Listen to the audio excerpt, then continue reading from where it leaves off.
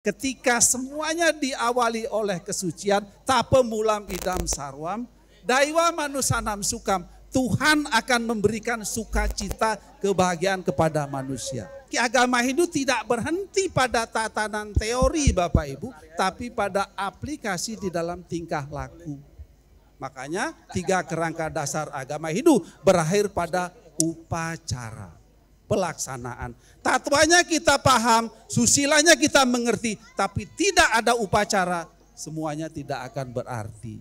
Upacara melasti ini adalah perjalanan akhir ketika kita akan mengakhiri tahun Saka. Kita diajarkan setelah kita menggunakan segala sesuatu, kita menata kembali. Kita mengembalikan kembali seperti keadaan awal.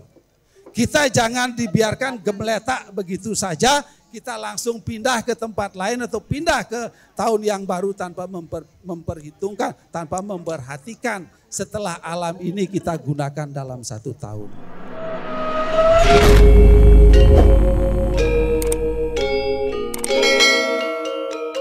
Om Pabigena-mastu Namo Siddhyam, Om Anobadrah Keretawa Yantu Wiswatah, Adab dasa aparitase udbidah dewudayade sadabit urdayasan aparayu raksitare diwa-diwa.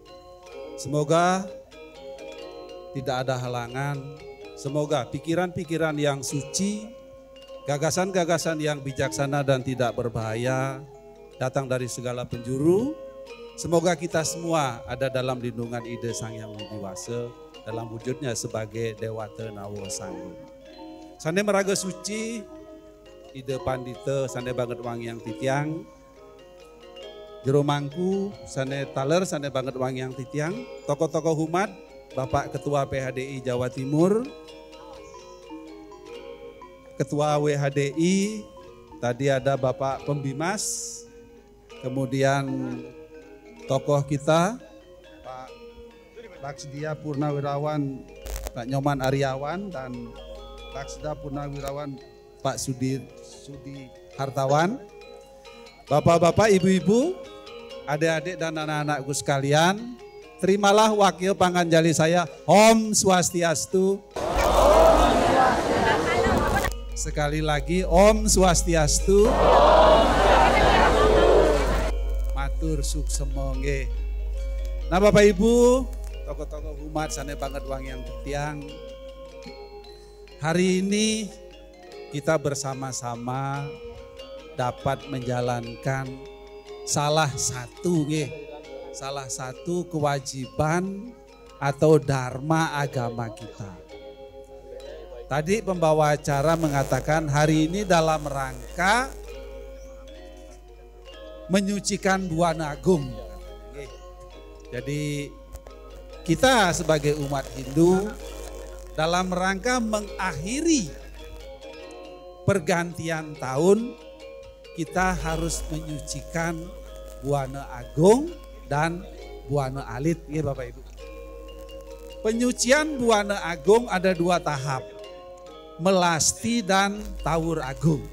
Oke, hari ini melasti, nanti pada saat dileming sasih kesangenya, kita melaksanakan tawur agung. Kemudian selain menyucikan Buana Agungnya, kita sucikan juga Buana Alit diri kita. Nanti lewat catur brata penyepian. Sehingga besoknya kita menyambut tahun baru Saka 1946. Kita sudah dalam keadaan suci, dalam keadaan bersih. Karena ini yang menjadi landasan, menjadi dasar perjalanan kita setahun ke depan. Apa yang kita harapkan itu akan tercapai ketika kita awali dengan kesucian. Ya Bapak Ibu. Di dalam kitab Manusemerti ada ayat 11, Seroka 235 dengan tegas mengatakan, Tape mulam idam sarwam daiwa manusanam sukam, tape madiam budai proktam, tape antam widya darsibi. Para maharsi telah mengalami dan menyatakan, ketika semuanya diawali oleh kesucian, tape mulam idam sarwam, daiwa manusanam sukam, Tuhan akan memberikan sukacita kebahagiaan kepada manusia. Di tengah tape madiam budaya proptam, di tengah ada kesucian. Dalam perjalanan kita harus juga tetap suci.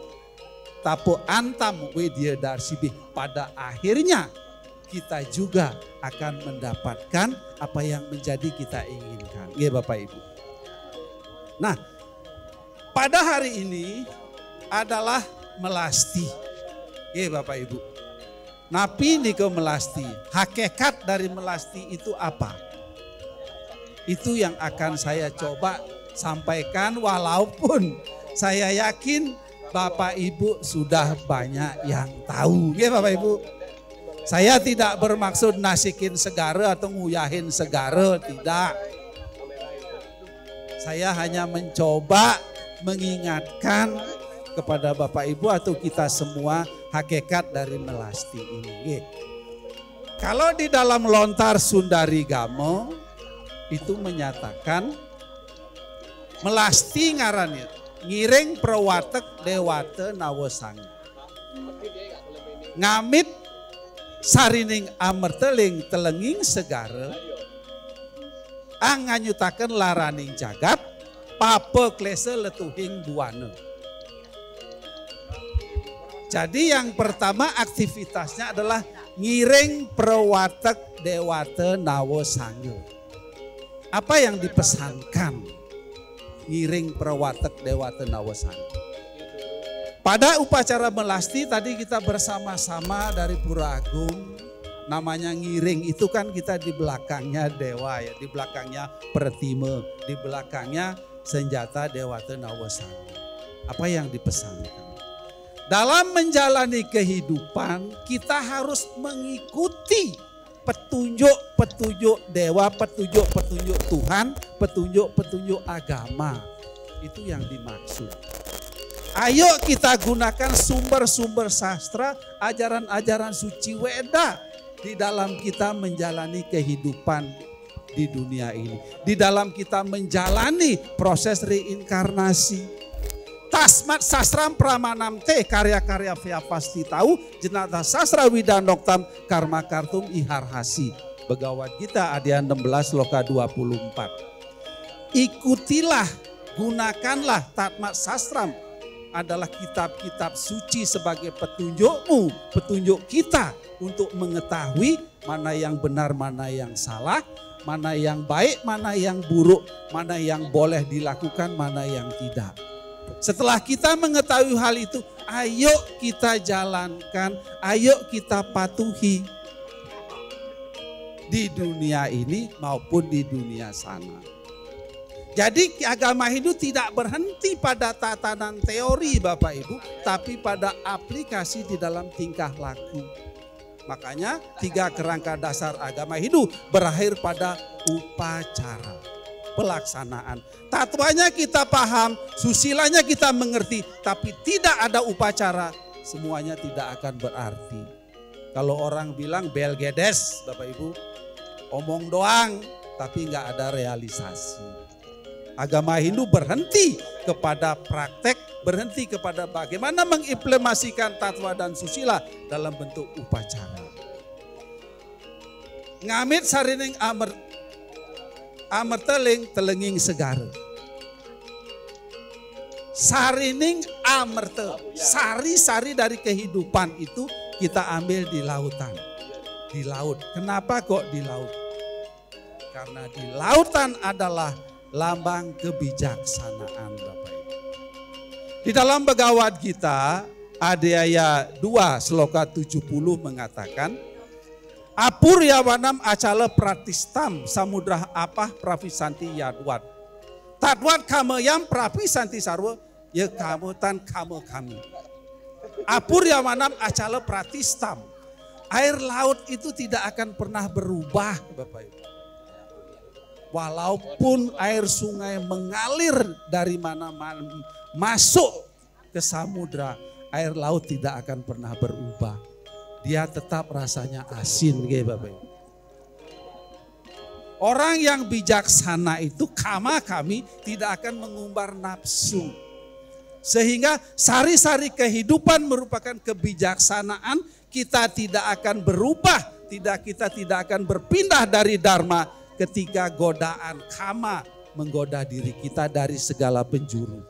Di lingkungan kita godaan itu banyak Bapak Ibu.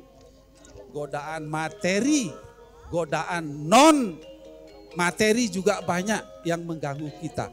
Ayo kita tiru air laut ini. Dia tetap asin, dia tetap tenang, dia tetap dalam jumlah yang sama. Sekalipun juga menguap banyak hujan turun, dia tidak akan bertambah, jumlahnya adalah tetap. Yang kedua, air laut tidak membuat ikan di dalamnya menjadi asin. Ya Bapak Ibu, kecuali dibuat jadi ikan asin berbeda. Jadi artinya apa? Kita tidak menjadi sumber petaka bagi orang lain. Kita harus menjaga segala perilaku kita agar tidak mengganggu orang lain. Apa tingkah laku yang harus kita munculkan, yang kita sampaikan, yang kita tanamkan di dalam diri kita, di dalam bergaul. Di dalam Bhagavad Gita, Adhyaya 12 Sloka 13 mengatakan bahwa tidak membenci semua makhluk. Tidak membenci semua makhluk. Jadi ayo kita mengasihi semua. Siapapun itu, semua makhluk, bukan hanya manusia, semua makhluk. Makanya nanti ketika Tawur Agung itu kita menyucikan alam semesta dan makhluk-makhluk yang disebut dengan buta kalanya itu. Bukan hanya manusianya, bukan hanya tumbuhan binatang, bukan, tapi makhluk-makhluk yang tidak ada. Tapi sekali lagi, buta kala itu bukan roh halus, bukan hantu ya Bapak Ibu ya. Bukan kita menyembah hantu atau makhluk-makhluk halus, boten. Buta kala adalah ruang dan waktu. Jadi pada saat Tawur Agung Kesange, kita menyucikan, menyeimbangkan ruang dan waktu. Buta itu ruang, kala itu waktu. Bumir apa nalo wayuh kam mano budir ewaca. Aham kare iti yame. Bina praketir astada. Kita Bhagavad Gita Adhyaya 7 Sloka keempat. Bumi saat padat, apa saat cair, nala cahaya panas, wayu bayu angin, akasa, kam, aham kare kita iti yame. Itu adalah 8 dari unsur Sayang Widi yang tidak bisa dipisahkan dari alam semesta. Sehingga Tawur Agung nanti adalah menyucikan alam semesta itu. Menyeimbangkan kembali unsur-unsur buta tadi. Tubuh kita ini juga akan terdiri dari Panca Mahabhuta. Apa? Teja, Bayu, Akasa, seperti itu. Itu yang disucikan, itu yang diseimbangkan di dalam upacara nanti Tawur Agung. Nah kembali kepada Ngamit sarining amerteleng telenging segara, kenapa kita perlu sifat-sifat kebijaksanaan itu? Tadi saya ngobrol dengan Ide Ratu waktu sambil menunggu, beliau bercerita pada di saat zaman Kali Yuga ini, sekarang kan zaman Kali ya Bapak Ibu. Dharma itu kekuatannya sudah sangat berkurang. Dharma itu sudah lemah kekuatannya. Kalau kita melihat di Bhagavata Purana, Mandala 121, Sukta kedua, Sloka ke-1. Ya. Itu ada 4 yang sudah menurun di dalam zaman Kali Yuga. Ciri-ciri zaman Kali Yuga, kalau tertuang di dalam kitab Niti Sastra itu mengatakan, singgeh yang tekaning juga tekali tanahana luwih saking mahedana. Ketika zaman Kali Yuga datang, tidak ada yang lebih berkuasa dari Mahadana, adalah uang.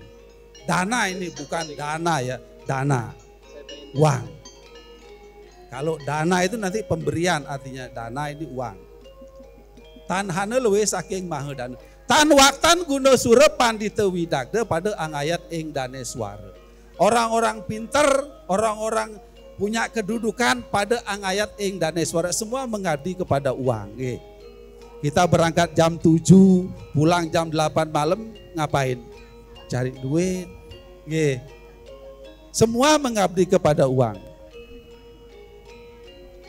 Tan waktan guna pada angkat ring daneswar. Rina hasia sang wiku hilang kula ratu pada hina kasiasi. Pesan-pesan orang bijaksana, pesan-pesan ajaran suci Weda sudah berkurang hina kasiasi. Putra dua pitra ninda ring bapa si sudra banija wara wirya pandita. Putra dua itu anak-anak kita berani mengumpat orang tua, nggih Bapak Ibu. Anak-anak kita sekarang ini kalau kita marahin ngomongnya apa? Lapo Pak kok ngono kan begitu ya? Coba Bapak Ibu ngelarang anak kita mesti tanya, apa sih Pak kok kudu ngono? Coba zaman kita dulu bapak kita mendelik aja kita sudah takut, belum ngomel ya. Oke, Pak Dewo. Ini salah satu ciri zaman kali juga, anak-anak itu sudah berani. Apa sih Pak kok nggak oleh kan ngono. Tetapi ayo kita sebagai orang tua nanti kita sikapi yang positif. Putra dua pitra nindering bapak si sudra banija wara wirya pandita. Orang-orang yang hina, orang yang tidak berpendidikan tetapi ketika memiliki dana, ia yang diikuti, ia yang dihormati Bapak Ibu. Itu salah satu ciri zaman kali juga. Sehingga apa? Kita mencari sarining amerta, sari-sari kehidupan untuk kita bisa tegak di jalan dharma. Itu pertama kita melasti. Yang kedua adalah kita melasti ke laut adalah untuk mensucikan. Setelah sari-sari kehidupan itu kita dapat untuk menyucikan simbol dari Dewata Nawasanga, simbol dari alam semesta. Mengajarkan kepada kita bagaimana agar kita beradaptasi dengan perubahan, beradaptasi dengan segala bentuk perbedaan. Di timur adalah Iswara. Di tengah, di tenggara adalah siapa? Maheswara. Di selatan adalah Brahma. Di barat daya adalah Rudra. Di barat adalah Mahadewa. Kemudian di barat laut Sankara, di utara Wisnu, di timur Sambu, di timur laut Sambu, di tengah adalah Siwa. Artinya apa? Dunia ini penuh dengan perbedaan. Dunia ini penuh dengan dinamika. Ayo kita beradaptasi dengan segala bentuk perbedaan. Kenapa Tuhan menciptakan perbedaan Bapak Ibu? Adalah untuk saling membantu, untuk saling melengkapi, untuk saling menguatkan. Seperti halnya tubuh kita Bapak Ibu. Bapak Ibu pernah memperhatikan nggak tubuhnya Bapak Ibu ketika berkaca? Dari kepala, mata, rambut, telinga, hidung, bibir, tangan, semua bentuknya berbeda. Nggih napa nggih? Dibayangkan kalau bentuknya sama Bapak Ibu, bundar semua kayak kepala, kira-kira bagus apa tidak? Oke. Sehingga perbedaan itu adalah untuk menciptakan kesempurnaan. Perbedaan itu untuk saling mendukung, bukan untuk saling menjatuhkan. Oke Bapak Ibu. Itu yang diajarkan kita menyembah Dewata Nawasanga, alam semesta itu. Sesungguhnya itu yang kita sucikan sehingga hari ini kita menyucikan Buana Agung. Ngamit sarining amerta leng telenging segara. Anganyutaken laraning jagat. Untuk apa kemudian setelah kita mendapatnya? Anganyutaken laraning, menghanyutkan penderitaan alam. Sakitnya dunia ini, sakitnya sang bumi ini, ayo kita obati, ngoten nggih maksudnya. Penebangan pohon yang tidak punya aturan membuat gundul, kemudian terjadi banjir, bencana. Itu pertanda bahwa alam kita ini sedang menderita, alam semesta kita ini sedang sakit Bapak Ibu. Ayo dengan sari-sari kehidupan yang kita dapatkan di samudra itu gunakan untuk menjaga alam ini.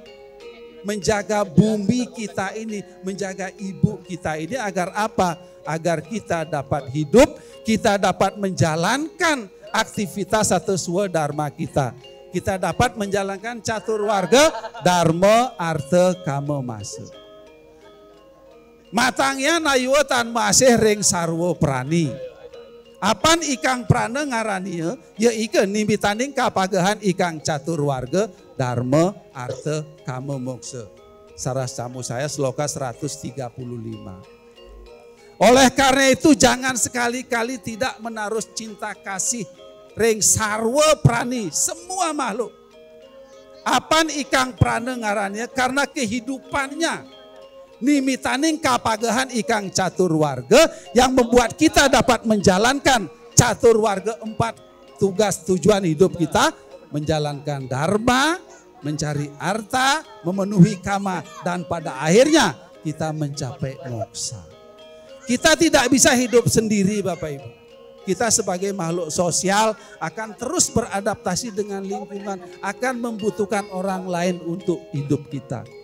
Mulai dari kita lahir sampai kita meninggal nanti dibantu oleh orang lain, Bapak Ibu. Sakjane sebenarnya kita itu kalah dengan binatang Bapak Ibu. Kalau binatang itu melahirkan nggak ditolongin dokter kok deh. Bahkan babi itu anaknya isok 12 loh nggak pakai dokter. Manusia anak 1 isok dokternya isok 4 kok. Sakjane manusia itu makhluk yang lemah, oleh karena itu ayo kita hidup dengan penuh rasa cinta kasih. Nah, anganyutakan laraning jagat. Papa klese letuhing buana. Papa itu apa? Papa itu dosa atau kesalahan. Klese itu kesusahan. Yang membuat apa? Letuhing buana, kotor dunia ini menjadinya. Nah, dengan sari-sari kehidupan papa klese ini ayo kita hilangkan. Apa bentuk papa klese dalam diri kita? Salah satu adalah kama. Sumber dari klese atau penderitaan atau dosa itu adalah kama yang tidak terkendali. Bapak Ibu. Terus rumah guraris. Kama keinginan. Tetapi adakah dari kita yang hidup bebas dari keinginan Bapak Ibu? Ada nggak kira-kira yang hidup bebas dari keinginan? Tidak ada. Semua aktivitas kita bersumber dari keinginan. Di dalam kitab Manusemerti ada ayat 2 sloka 4 mengatakan akamasya kriya kicit drisyate nehe karicit. Yat kurute kicit tatat kamasya cestitam. Akamasya kriya kicit. Tidak ada kriya kerja yang didasari atas tidak ada keinginan. Jadi semua aktivitas kita didasari keinginan. Oleh karena itu ayo kita kendalikan keinginan. Keinginan yang baik sekalipun Bapak Ibu kalau tidak dikendalikan juga akan mendatangkan penderitaan. Bapak Ibu senang mempunyai, senang mempunyai. Kalau uang gajian bapaknya semuanya dipunyakan, kira-kira bagus apa bagus? Semua dipunyakan gaji, enggak semua wes 80% dipunyakan. Kan enggak bagus. Bapak Ibu senang ke pura. Ke pura ini kan baik nggih. Jam 6 di pura. Jam 8 di pura. Jam 11 di pura. Jam 1 di pura. Jam 3 di pura. Jam 6 maghrib lo jek di pura lah. Iki kapan kerjone lah. Kan tidak baik, harus diatur kapan ke pura, kapan bekerja, kapan di rumah dan lain sebagainya. Semuanya sudah diatur oleh Tuhan untuk apa? Untuk menjaga keseimbangan. Sekali lagi, sekalipun keinginan itu baik, tetapi ketika tidak dikendalikan maka itu akan mendatangkan penderitaan. Klese. Itu yang membuat letuhing buana, alam ini menjadi kotor. Alam ini menjadi tidak seimbang lagi. Karena apa? Bapaknya enggak kerja wisan, keluarganya sudah berantakan jadinya. Nah Bapak Ibu umat sedharma, hakikat dari melasti sekali lagi, ngamit sarining amerta kita mencari sari-sari kehidupan berupa kebijaksanaan agar kita dapat anganyutakan laraning jagat, menghilangkan penderitaan atau dukanya alam semesta agar kembali seimbang. papa klese letuhing buana dan menghilangkan papa klese atau penderitaan dari diri kita sendiri karena faktor kama yang tidak terkendalikan. Nah Bapak Ibu Mat Sedharma yang hormati Ide Ratu sana banget wang yang titiang. Sekali lagi upacara melasti ini adalah perjalanan akhir ketika kita akan mengakhiri tahun Saka. Kita diajarkan setelah kita menggunakan segala sesuatu, kita menata kembali. Kita mengembalikan kembali seperti keadaan awal. Kita jangan dibiarkan gemeletak begitu saja, kita langsung pindah ke tempat lain atau pindah ke tahun yang baru tanpa memperhitungkan, tanpa memperhatikan setelah alam ini kita gunakan dalam satu tahun. Kemudian di tahun yang akan datang, ingat, kita akan awali dengan catur berata penyepian, kita menyucikan diri kita, mengendalikan diri kita melaksanakan amati lelunguan, amati lelanguan, amati geni dan amati karir. Dengan demikian Bapak Ibu Mat Sedharma, alam ini kita tinggalkan dalam keadaan bersih. Kita menyambut tahun baru Saka dengan keadaan bersih. Ya Bapak Ibu Mat Sedharma, sebagai akhirnya saya mengucapkan selamat Hari Suci Galungan kepada Bapak Ibu Mat Sedharma walaupun sudah lewat. Semoga Dharma senantiasa menjadi landasan kita untuk menjalani kehidupan kita. Ingat, hanya Dharma yang mengantarkan kita menuju kebahagiaan di alam sini maupun di alam sana. Ekam ewa suhri dharma nidano pianu yaniya sarira sama nacam sarwam anyadiya cadi. Satu-satunya yang mengantarkan seseorang menuju kebahagiaan di alam sini maupun di alam sana adalah Dharma. Sementara yang lain akan musnah bersama hilangnya badan jasmani kita ini. Kitab Manu Semerti ayat 8 sloka 17. Demikian Bapak Ibu yang dapat saya sampaikan. Om Sarwasam Swasti Bawantu. Semoga kita semua ada dalam keadaan baik. Swaha ngoten lho Bu. Swaha itu artinya semoga terjadi. Seperti tetangga kita itu mesti ngomong amin ngendul nggih. Jadi semoga terjadi. Om Sarwasam Santir Bawantu. Semoga kita semua ada dalam keadaan damai. Swaha. Om Sarwasa Manggalam Bawantu, sehingga kita dapat memimpin diri kita sendiri. Swaha.